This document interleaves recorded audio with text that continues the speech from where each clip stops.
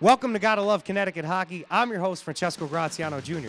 Today we are at the Norwich Municipal Ice Rink with representatives from USA Hockey who are working with players and training coaches on the American development model from the Southeastern Seahawks ice hockey program.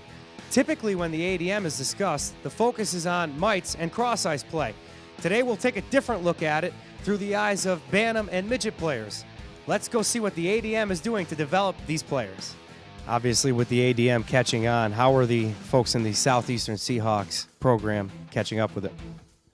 I think we're doing pretty well. This is all relatively new to us. We started last year and just started with the younger kids. This year we've progressed to some of the older kids as well. So we're doing practices with the mites and the squirts together, and with the peewees and the bantams together.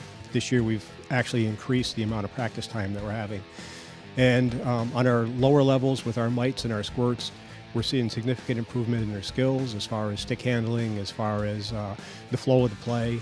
And now that we've translated that to our older kids, they're improving as far as their overall skills, as far as their team play, as far as their flow of the game. And what does it mean to have an organization like USA Hockey help you with the training process? Oh, it's fantastic. I mean, for them to come out here and show the families and the kids that it is serious, that they're willing to come here from Colorado to put on a demonstration, to talk to the parents, and to work towards progressing the ADM model. It's an exciting time for Connecticut hockey because USA Hockey and the NHL has invested so much time in all of this. And so we reached out to USA Hockey to come here and to help us understand how to better run a station-based practice, but more than anything to help us energize our program around the importance of skill development. When you speak with your teammates about the ADM, what are you guys talking about? If we like it, first of all, we all like it. It's a good thing. As you travel the country and see what's going on and how the ADM is taking shape, how are you seeing the players are embracing it? We see that players at all levels enjoy the competition. One of the things that we usually say, and parents can agree with this, is what's the best part of Disneyland? Riding the rides or standing in line? And it's a universal answer, riding the rides. Kids learn by doing at all ages, and they'd much rather prefer to be active in practice. And skill development never takes a shift off, never takes a day off. I coach Bantams myself right now, and our kids just love it. I mean, they go out there, and it's a lot of activity. You're not standing around. You're working on it. You're doing a lot of shooting, a lot of passing. I mean, at the end of this practice, kids are probably going to shoot close to 50 to 100 pucks. If you put kids in situations to be successful over and over and over again in these small area games, in these stations, making practices all the time, when they get into a game situation, it's second nature to them.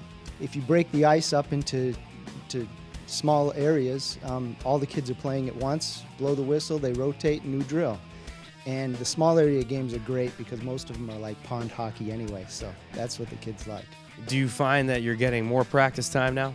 Yes, a lot more because, with the teams broken up, maybe 3 players in a group, 5 players in a group, and you're just doing more. Most of the teams were practicing twice a week and they were playing games twice a week. And so, thinking about costs, how could we get our players more time on the ice, more opportunities to practice? And so the way to do that was to share the ice and rethink the idea of a practice. So instead of me being the coach of the Pee Wee A team and I take my team and practice just with my team, we thought, well, let's sort of combine forces and let's run station-based practices, and then we'll sort of have all of the coaches that get the opportunity to work at each station with really almost all the players in the entire association. Did you feel like there was a part that you didn't like and maybe now you're really warming up to it? Yes, definitely. Like some of the agility skills, like jumping over the sticks, that really helps out during a game because it helps us stop and start faster. There's got to be a particular skill that you feel like the ADM has helped you, especially in some of these station-based practices that you think you've improved on and you're seeing your teammates.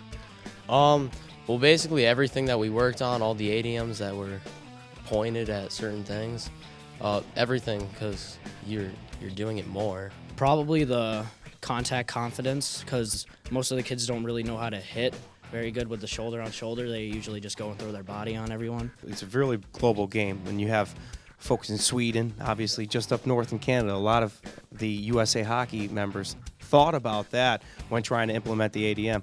How do you separate the American player and get him to that level or above? Well, what you see now, if you look at the top 100 scorers, top 25 scorers in the NHL, there's not a whole lot of Americans up there. And what we're hoping to see is that in 5, 10, 15 years, that the top 100 is littered with Americans.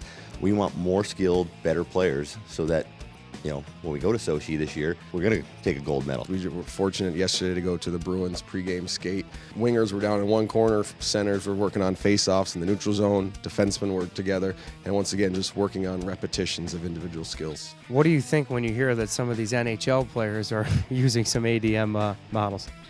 Well, they're in the NHL, so they're obviously pretty good. So if they're using it, then there's really no reason why we shouldn't be able to use it. A lot of people think ADM nowadays. They think about cross-ice play with the the mites and some of the younger guys. But today specifically, what about Bantams and some of that age group? Yeah, it's one of those myths. When we started the ADM 4 years ago, we made the push at 8 and under because that's where we had to start. We started with the base and trying to grow it up. But now that we're a couple years in, we're starting to expand and let people know that it's not just cross-ice hockey. There is ADM recommendations for 8U, 10U, 12U, 14U, 16U, 18U. And today we're going to run a 14U practice. We're not talking about system stuff, but we're starting to introduce a lot of concepts. With your older kids, they grew up with the older model, with the team-based practices, with not necessarily having stations. But I think once they realize that we can run station-based drills and work on game skills, work on breakouts, work on forechecking, work on backchecking, work on face-offs, I think they'll come around and realize that it's actually going to improve the players. I had a parent meeting with Bantams Thursday night, because some of the Bantam kids, they haven't done this before.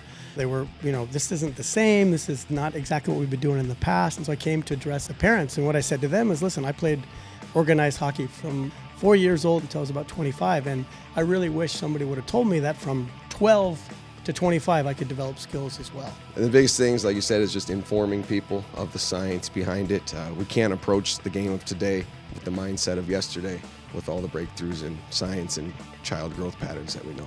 The American Development Model was implemented to improve player skills from mites, and as you've heard today, all the way up to the professional levels. From looking at the players on the ice and seeing them talk about this model, you can tell it's already improving their skills. I'm Francesco Graziano Jr. You just gotta love Connecticut hockey.